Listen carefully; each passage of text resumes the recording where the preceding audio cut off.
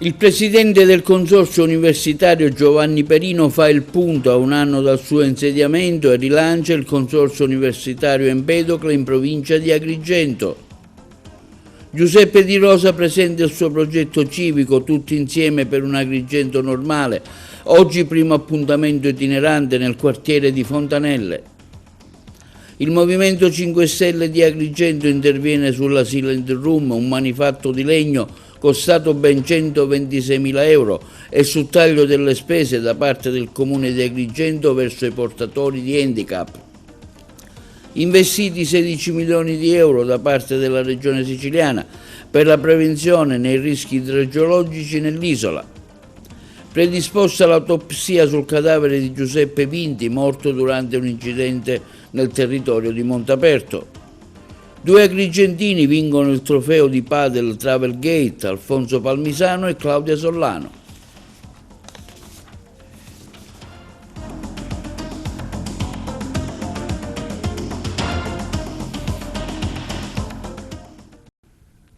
Buongiorno, benvenuti col nuovo appuntamento di TV Notizie di oggi martedì 9 settembre. In una nota stampa indirizzata alle istituzioni del territorio, alle studentesse, agli studenti e ai cittadini della provincia di Agrigento, il presidente del consorzio universitario Empedocle, Giovanni Perino, fa il punto a un anno dell'insediamento delineando il percorso di rilancio della realtà universitaria in provincia di Agrigento, il nostro servizio. A un anno dall'insediamento, il presidente del consorzio universitario Empedocle Equa, Giovanni Perino, traccia un bilancio annunciando un piano di rilancio volto a rafforzare la presenza accademica nella provincia di Agrigento. In una nota rivolta alle istituzioni, studenti e cittadini, il presidente Perino sottolinea l'importanza di un'azione trasparente e condivisa per garantire continuità e sviluppo sull'attività universitaria. Tra le iniziative principali, il consorzio punta all'ampliamento della compagine associativa grazie a recenti modifiche legislative che permettono l'ingresso di nuovi soci, tra cui comuni, fondazioni e organismi del terzo settore.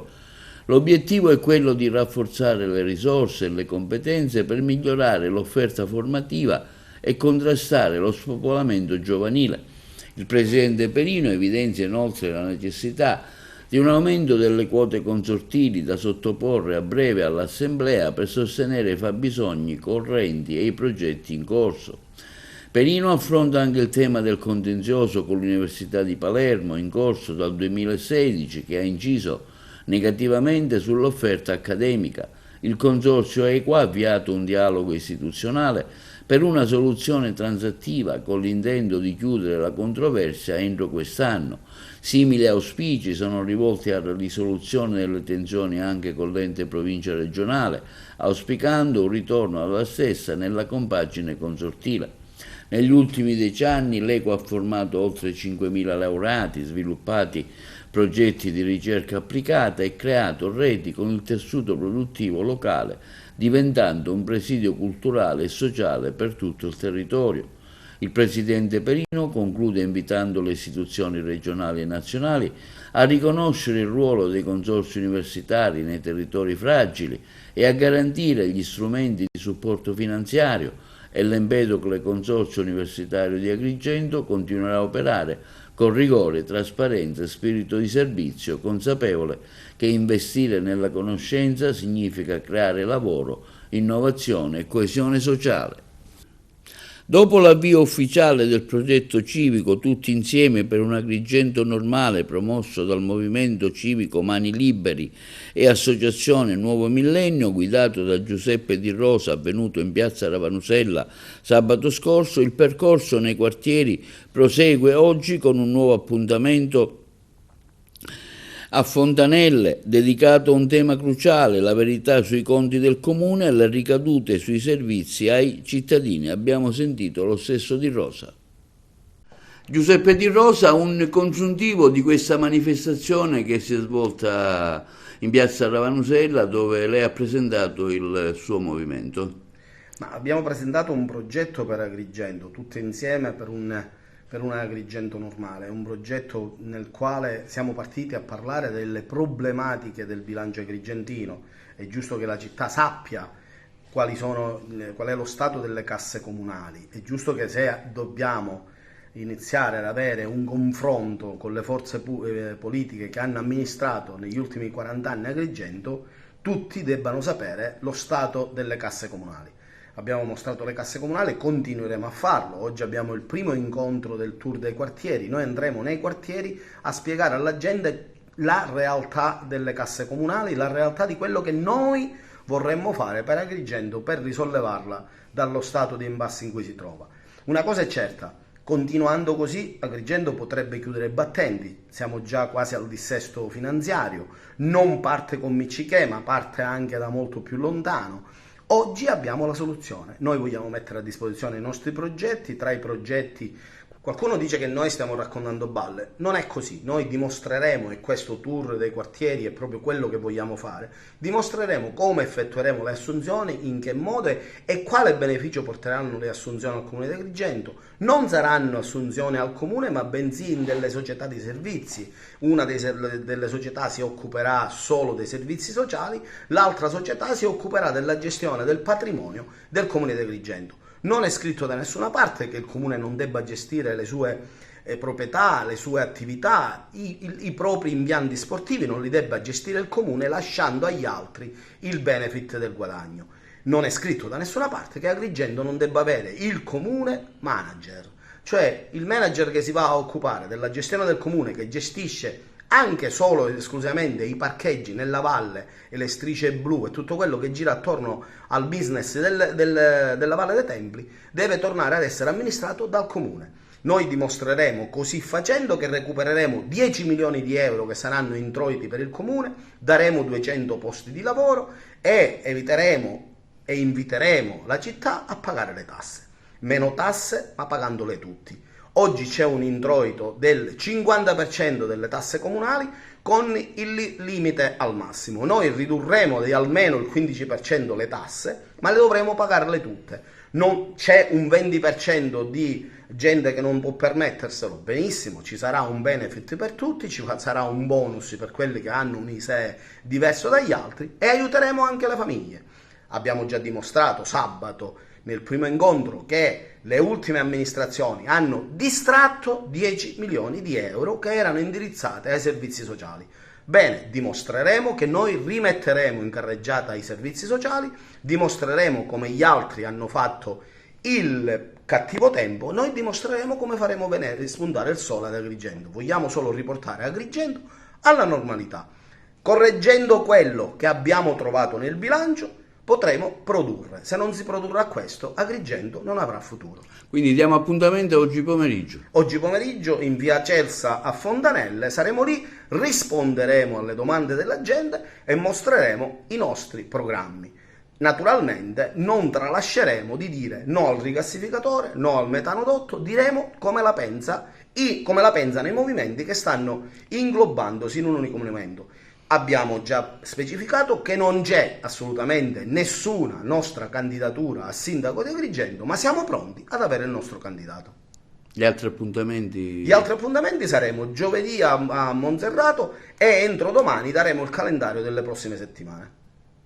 E il Movimento 5 Stelle di Agrigento, per mezzo del suo rappresentante Gino Buscemi, interviene oggi sulla Silent Room realizzata dal Parco Archeologico Valle dei Templi. Il Movimento 5 Stelle di Agrigento, per mezzo del suo rappresentante Gino Buscemi, interviene sulla Silent Room affermando: non si può tacere né smettere di sottolineare con indignazione l'enormità e l'assoluta ingiustificabilità della spesa sostenuta per l'installazione all'interno del Parco Archeologico di Agrigento della cosiddetta Silent Room, un manifatto in legno e tessuto costato ben 126.000 euro di denaro pubblico. Da questo costoso manufatto è già volato via il tetto di tessuto e anche alcune parti laterali, anch'esse in tessuto, sembrano destinate alla stessa sorte.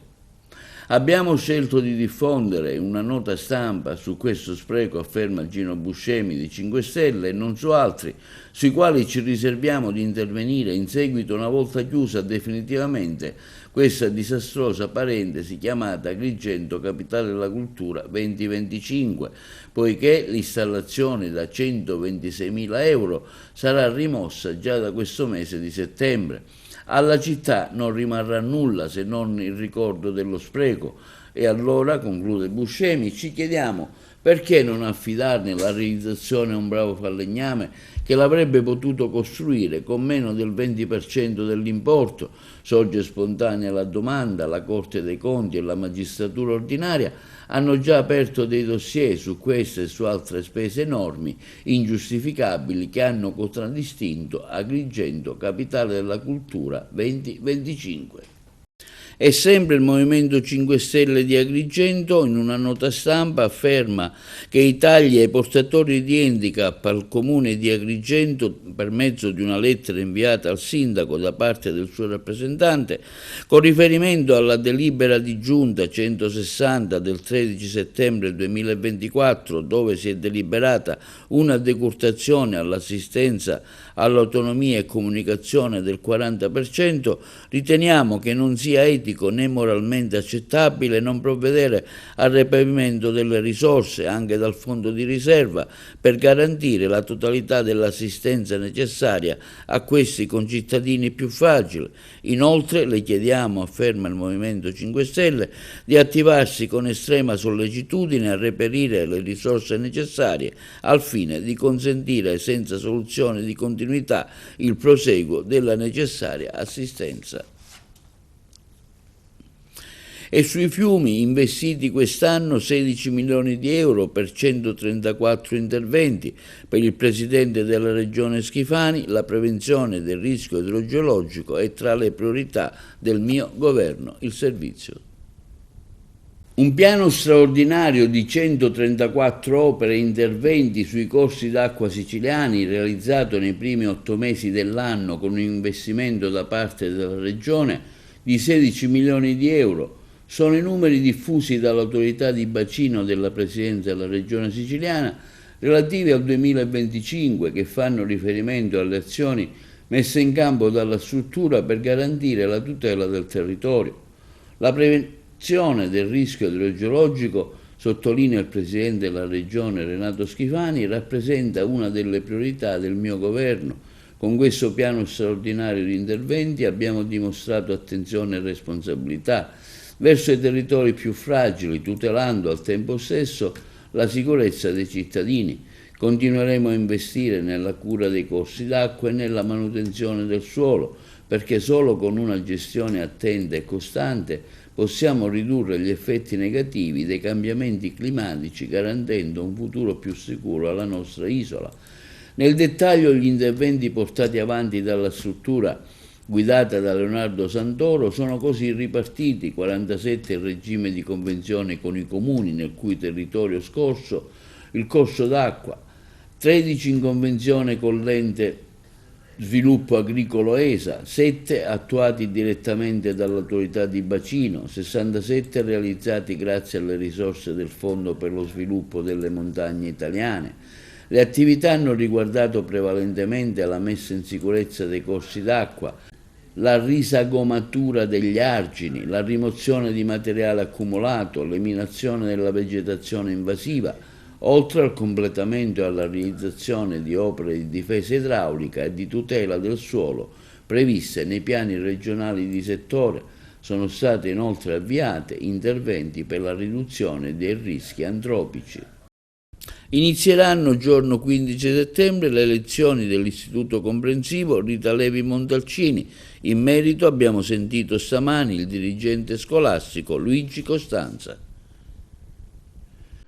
Istituto Rita Levi Montalcini, tutto pronto per l'inizio dell'anno scolastico. Ecco Presidente, parliamo delle novità che quest'anno i ragazzi troveranno venendo nel vostro istituto. Ma sì, inizieremo le attività giorno 15 con l'accoglienza dei ragazzi delle prime classi e in quell'occasione potranno partecipare per un momento così di incontro con i docenti anche i genitori degli alunni, quindi sarà questa prima giornata dedicata alla conoscenza dei vari plessi, alla conoscenza dei docenti e poi invece da 16 inizieranno tutte le altre classi. Gli orari sono dalle 8 alle 12 in questa prima settimana, anche perché per permettere ai ragazzi di riambientarsi alle attività didattiche, poi proseguiremo dal 22 con l'orario completo. Devo dire che siamo soddisfatti per il lavoro svolto, i ragazzi hanno seguito dei progetti l'anno scorso che continueranno quest'anno, progetti di inglesi, stiamo facendo anche un progetto sull'intelligenza artificiale e in più abbiamo a breve, già stata tutta sistemata, nuova aula immersiva in un plesso, quindi che servirà per sempre più fare una didattica innovativa e migliorativa. Ecco, le nuove classi che si apprestano a essere qui nei vari plessi, quanti sono i ragazzi nuovi che... No, abbiamo confermato tutte le classi, in più nella scuola primaria abbiamo fatto una classe in più e quindi, ripeto, in un momento così di calo demografico noi ci teniamo veramente soddisfatti perché confermiamo i numeri, anzi aumentiamo ulteriormente, sono iscritti altri ragazzi, quindi devo dire che siamo, ripeto, soddisfatti per questi risultati raggiunti. Ricordiamo la vastità dei plessi che avete in tutto il comprensorio agrigentino. Sì, abbiamo diversi plessi che si estendono alla zona del villaggio Mosè e poi a proseguire la zona del via dei Fiumi, al villaggio Peruzzo, a San Leone.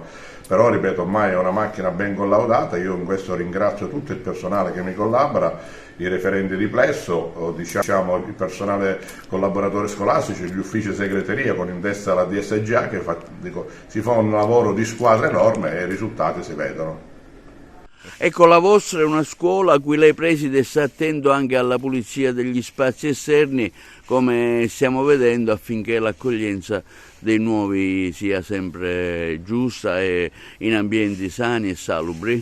Sì, sicuramente noi attenzioniamo sempre tutti gli spazi della nostra scuola, anche l'esterno, dove, come può vedere, ci sono molti spazi che i ragazzi proprio usufruiscono durante le giornate, sia dell'attività anche durante i momenti recreativi, e in questo devo ringraziare il Comune di Agrigento per averci dato l'opportunità di questo operaio per pulire con gli spazi esterni che, ripeto, rendono un momento di vivibilità da parte dei nostri alunni all'interno della nostra scuola, quindi siamo veramente soddisfatti e, ripeto, inizieremo il 15. Come vanno gli organici? Ecco, siete al completo? Avete ancora qualche posto vuoto?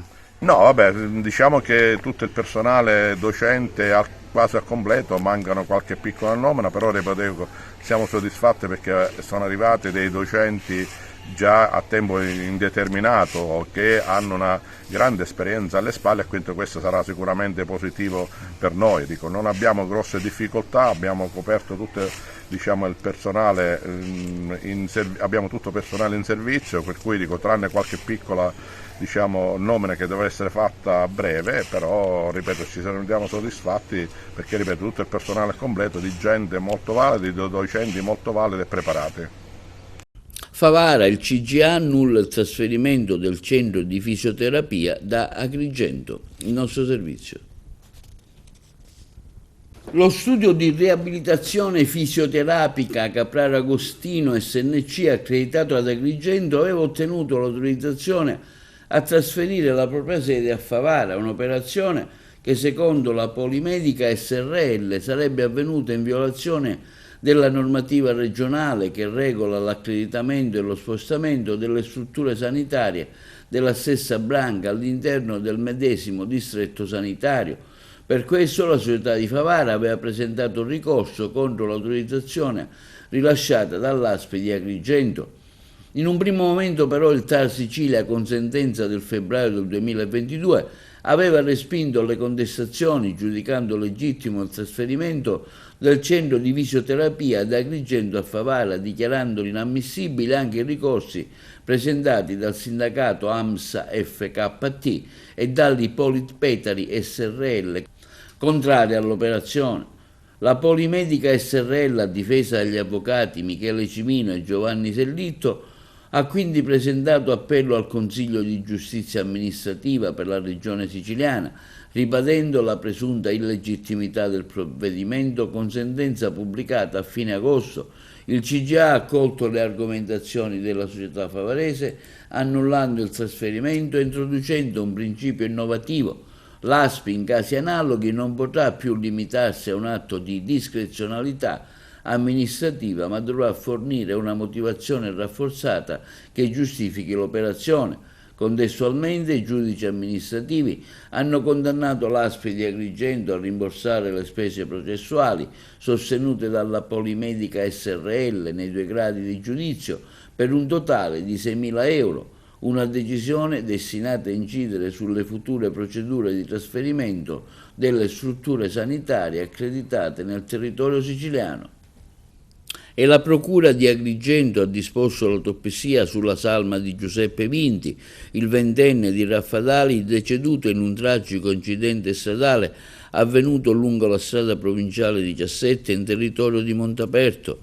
Il pubblico ministero Annalisa Failla, titolare del fascicolo, ha conferito l'incarico al medico legale Sergio Cinque, che svolgerà l'esame autoptico nella camera mortuaria dell'ospedale San Giovanni di Dio. Dopo le indagini dei carabinieri, del nucleo aeromobile, della compagnia di Agrigento e della stazione di Joppolo, Giancaxio, un coetaneo amico della vittima, è stato iscritto nel registro degli indagati con l'ipotesi di omicidio stradale. Il giovane, difeso dall'avvocato catalano, si trovava alla guida della Fiat Punto Bianca finita in un burrone. A bordo, oltre al conducente e a Giuseppe Vinti, c'erano altri 3 loro amici di ritorno da una festa.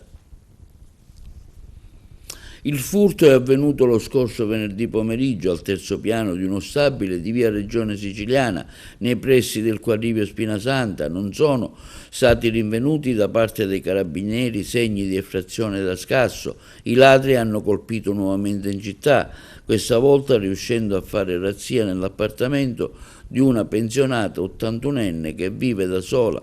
Sono spariti monili d'oro e altri preziosi per circa 2.000 euro. Ancora una volta la vittima è un'anziana, la categoria certamente più a rischio. Resta il mistero di come malviventi siano riusciti a entrare, a meno che non sia stata utilizzata la cosiddetta chiave bulgara. È certamente da escludere l'azione di un balordo. Di fatto chi è penetrato nell'immobile era sicuro che la signora non ci fosse. Nessuno dei vicini pare aver visto movimenti sospetti. Magari le abitudini dell'anziana potrebbero essere state studiate da chi ha effettuato il colpo, in maniera da sapere quanti minuti c'erano per poter agire indisturbati. Di fatto, quando la pensionata è tornata a casa, ha trovato i cassetti aperti, alcuni ambienti a soqquadro, e l'amara sorpresa.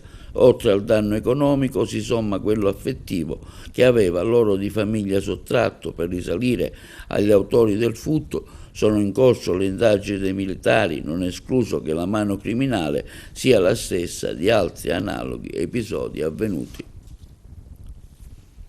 Un 52enne originario di Sciacca, al volante di una Fiat Giannini 650, è stato protagonista di un violento incidente lungo i tornanti tra Valderice e Derice, finendo lungo in una curva, schiantandosi contro un muretto, ferendosi gravemente i colleghi di Trapani.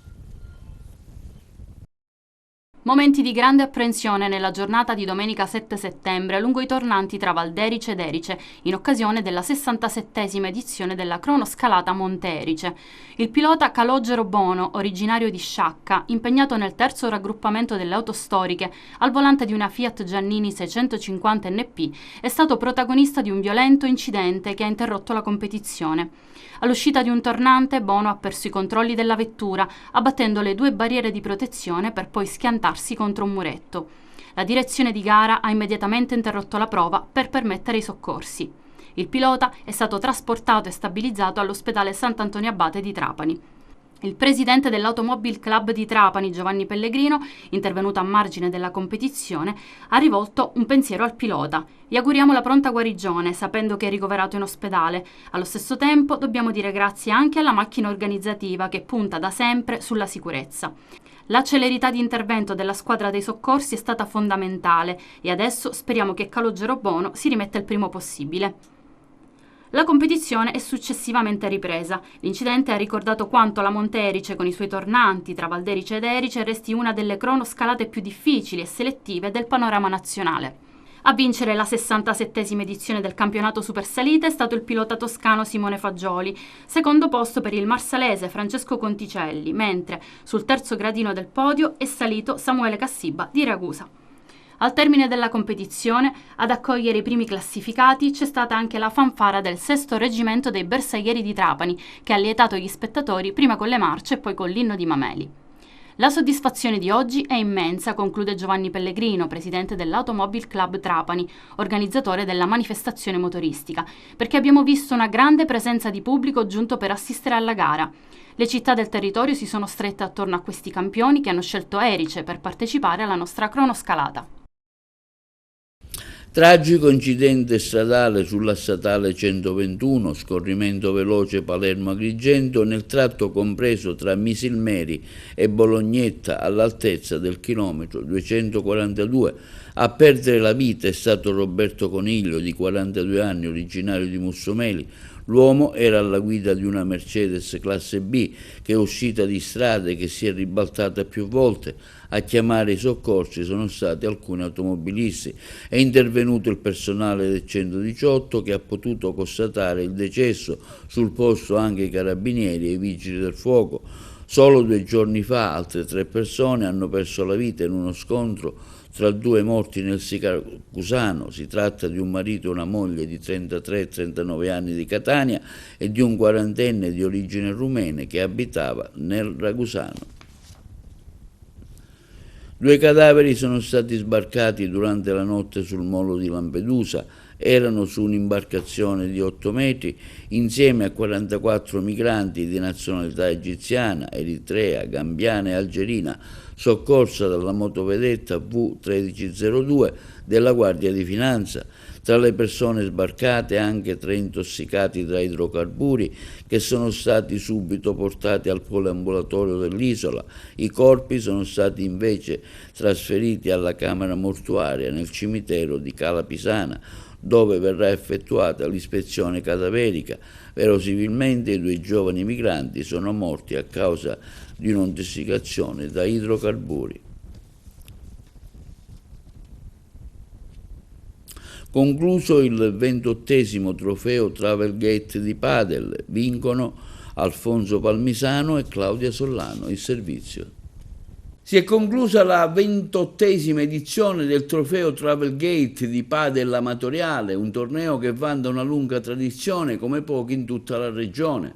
L'edizione 2025 bis, dopo la prima tappa a Selinunte, si è svolta nello splendido scenario del Pollina Resort Mancia, uno dei posti più rinomati della Sicilia.